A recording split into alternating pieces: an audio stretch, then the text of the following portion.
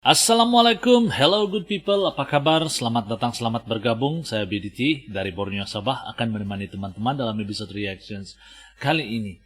Nah guys, ternyata negara ini mirip dengan Indonesia. Apakah negara itu?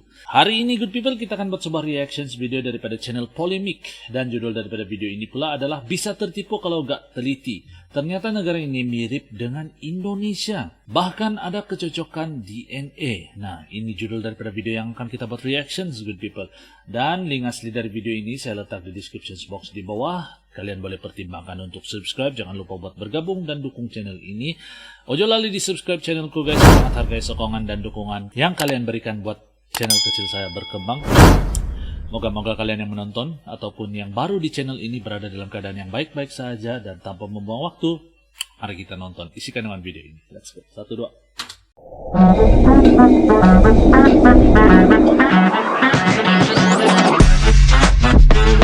Yo, kumaha damang, salam silaturahmi good people. Ojo lali di subscribe yo channelku. Kami memang warga negara Prancis, tapi hati kami tetap Indonesia. Warga negara Prancis. Sudah jadi hal lumrah jika warna bendera Indonesia memiliki kemiripan dengan beberapa negara lainnya. Tapi apa jadinya jika yang mirip justru DNA hingga kehidupan mereka sehari-hari? Penasaran dengan fakta unik ini? Yuk simak bersama ulasan dalam video Polemik kali ini. Oke, mantap.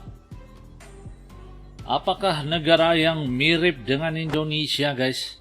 Di posisi pertama ada Madagaskar. Madagaskar. Ya, siapa yang menyangka jika Madagaskar ternyata memiliki kemiripan dengan Indonesia?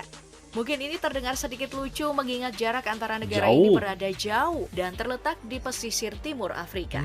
Tapi faktanya, ditemukan kecocokan antara DNA orang Indonesia dan Madagaskar.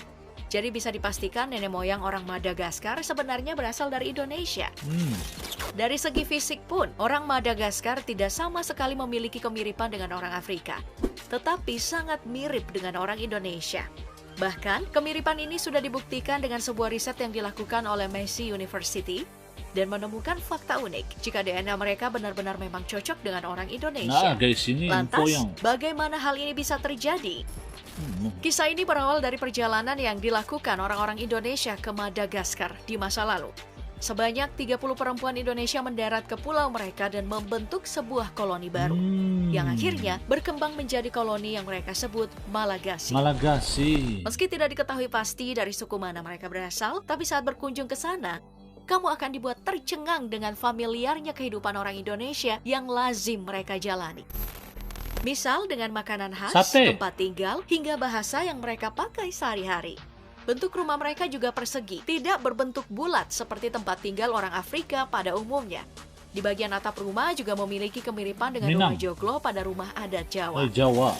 Sebelum agama Katolik masuk, mereka bahkan membangun rumah dan tempat ibadah menghadap ke Indonesia. Karena hal ini dianggap sebagai bentuk penghargaan mereka kepada negara nenek moyangnya. Begitu, ini info yang baru guys. Moga-moga bermanfaat buat kita yang menonton guys. Nah, seterusnya, jika orang-orang Madagaskar memiliki kemiripan dari segi fisik dengan orang Indonesia, negara Monaco justru memiliki kemiripan bendera dengan Indonesia. Mungkin sudah jadi hal yang lazim diketahui oleh kita semua jika bendera Monaco benar-benar mirip dengan bendera Indonesia. Dan sekilas memang tidak ada perbedaan antara bendera kedua negara yang jaraknya sekitar 11.385 km ini. Meski sempat diwarnai perdebatan soal siapa yang mau mengalah soal warna bendera, namun baik Indonesia dan Monaco akhirnya sama-sama setuju jika warna bendera keduanya sama. Lagi pula apabila diperhatikan dari sisi sejarah dan latar belakang, bendera Indonesia dan Monaco cukup jauh berbeda. Bendera Monaco memang lebih dulu diresmikan. Monaco resmi mengesahkan benderanya pada 4 April 1881. Saat itu peresmian bendera Monaco dilakukan di bawah pemerintahan Pangeran Monaco, Pangeran Charles III. Indonesia memang belakangan soal peresmian bendera. Kita baru menggunakan bendera merah putih pada momen kemerdekaan 17 Agustus 1945. Tapi sebenarnya jauh sebelum itu, kita sudah lebih dulu memakai warna merah dan putih sejak tahun 1297. Sudah lama ya? Kala itu warna merah putih dipakai oleh Kerajaan Majapahit. Hanya saja warna merahnya ada 5, sedangkan warna putihnya ada 4. Dan saat itu diberi nama Sang Saka Getih Getah Samudra.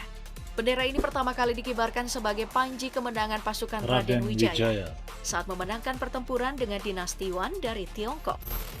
Sedangkan dari segi ukuran, sebenarnya bendera Indonesia dan Monaco juga punya perbedaan yang signifikan. Bendera Indonesia memiliki 2:3 rasio lebar dan panjang, sedangkan bendera Monaco 4:5 rasio lebar dan panjangnya. Jadi dari segi ukuran, bendera Monaco jauh lebih besar dibandingkan bendera Indonesia. Ada beda dia guys. Tapi sama warna dia kan? Gimana guys?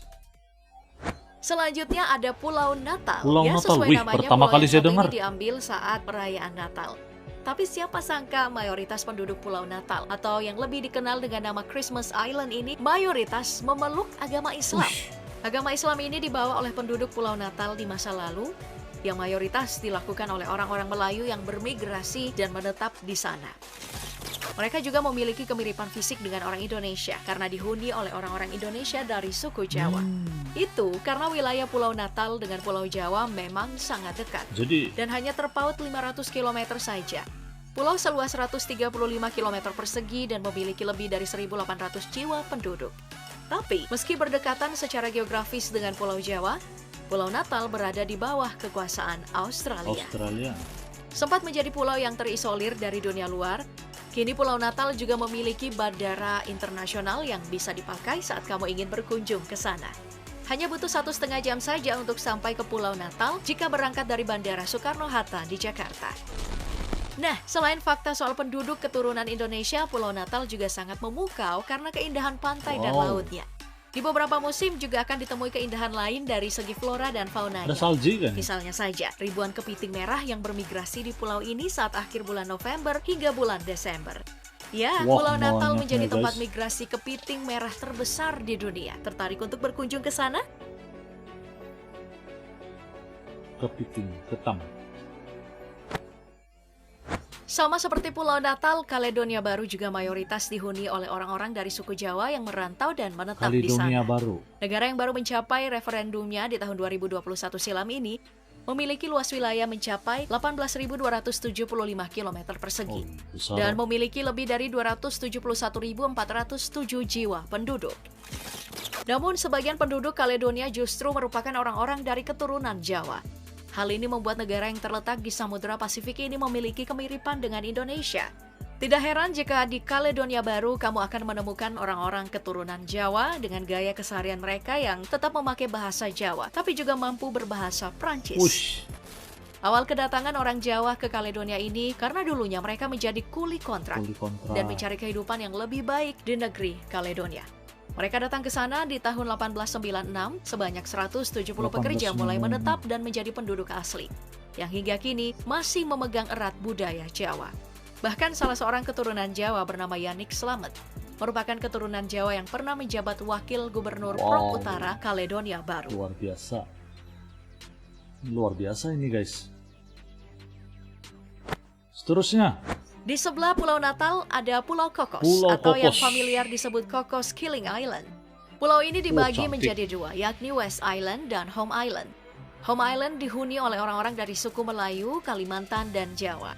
Sedangkan West Island dihuni oleh orang-orang Barat dan berbahasa Inggris. Jadi tak heran jika berkunjung ke Pulau Cocos akan ditemui kehidupan orang-orang yang sangat mirip dengan orang Indonesia dari suku Jawa dan Melayu Kalimantan. Awal mula kedatangan orang-orang Jawa ini terjadi di tahun 1827, di mana Kapten John Clunies Ross yang tak lain adalah Raja Kepulauan Cocos, membawa pekerja dari Pulau Jawa dan Melayu Kalimantan untuk bekerja sebagai pemanen biji kakao di sana. Pada akhirnya, mereka memilih menetap dan menjadi penduduk mayoritas yang memeluk agama Islam, hingga memenuhi 75% dari total penduduk Pulau Cocos. Luar biasa guys, ini info yang baru guys untuk saya. Begitu juga dengan Suriname. Hampir 15% dari total ini penduduk Suriname saya pernah dengar lah. Orang-orang Jawa. Sekitar 618.000 penduduk keturunan Jawa sampai saat ini menghuni Suriname. Kuda lempang, kuda apa? Kedatangan Kuda apa orang-orang nama Jawa itu? ini dimulai pada tahun 1890 hingga 1939. Di mana sekitar 33.000 orang Jawa melakukan migrasi ke Suriname. Kedatangan mereka menjadi salah satu pemicu pertambahan penduduk keturunan Jawa yang menghuni Suriname. Sama, guys. Bahkan yang lebih membanggakan lagi, ada seorang keturunan Jawa yang menjabat di pemerintahan Suriname. Namanya adalah Raymond Sapun, yang tak Raymond lain Sapun merupakan keturunan asli Banyumas dan sempat mencalonkan diri sebagai presiden Suriname pada tahun 2015 silam. Wow, ini keren guys, ini berita guys. Ini kuda lempeng kah, kuda apa namanya? Lupa saja. Coba guys kalau kalian. Baik, negara terakhir ada Thailand. Thailand? Salah satu negara Thailand? rukun Asia Tenggara ini ternyata juga memiliki satu wilayah yang dihuni oleh mayoritas orang-orang suku Wah, Jawa. ini baru saya tahu. Namanya Koh Panye, sebuah perkampungan terapung tradisional yang tak jarang ditemui kearifan lokal khas Indonesia. Kaponye. Letaknya berada di lepas pantai selatan Thailand.